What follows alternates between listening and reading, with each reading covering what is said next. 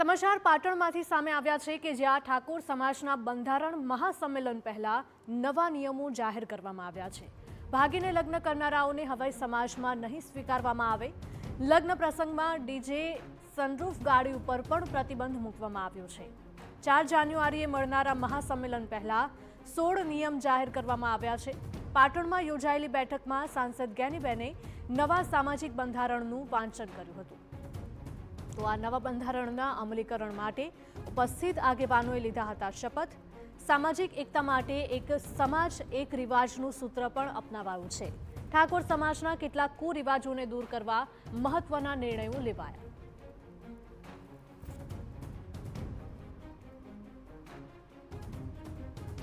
ઉલ્લેખનીય છે કે બનાસકાંઠાના ઉગાડ ખાતે 4 જાન્યુઆરીના રોજ ઠાકોર સમાજનું મહાસંમેલન મળવાનું છે। આ સંમેલન પહેલા જ પાટણમાં સમાજના નવા બંધારણ સંબંધિત એક બેઠક યોજાઈ હતી, જેમાં કોંગ્રેસ, ભાજપ સહિતના ઠાકોર સમાજના નેતાઓ પણ ઉપસ્થિત રહ્યા હતા। સાંસદ જ્ઞાનીબેને નવા બંધારણનું વાંચન કર્યું હતું અને લોકો તેનું પાલન કરે તે માટે શપથ પણ લેવડાવ્યા હતા। લગ્ન, સગાઈ કે મરણ પ્રસંગ પાછળ થતા બિનજરૂરી ખર્ચાઓ ઘટાડવા માટે અનેક નિયમો જાહેર કરાયા છે। આ બંધારણના અમલીકરણ માટે તાલુકા અને ગ્રામ્ય કક્ષાએ સંકલન સમિતિઓ કાર્યરત રહેશે અને 4 જાન્યુઆરીએ મળનારા મહાસંમેલન બાદ બંધારણનો વિધિવત અમલ શરૂ થશે।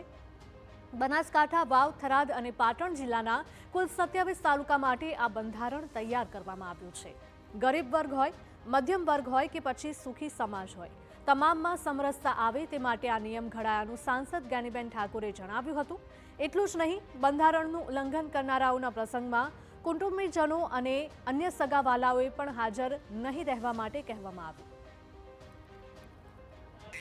પહેલા સાદગીથી લગ્ન થતા એટલે ખર્ચા ઓછા હતા, સોશિયલ મીડિયાનું માધ્યમ નહોતું એટલે એની દેખાદેખી નથી થતી।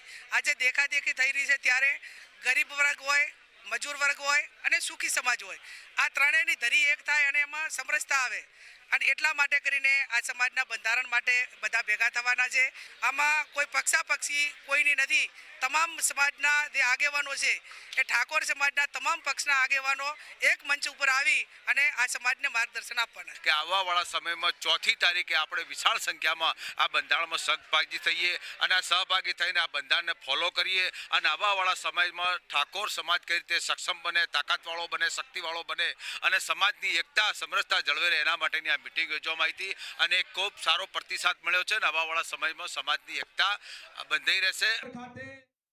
બનાસકાંઠાના ઉગાડ ખાતે 4 જાન્યુઆરીએ યોજાનાર મહાસંમેલનમાં 50,000થી વધારે લોકો ઉપસ્થિત રહે તેવી શક્યતા છે।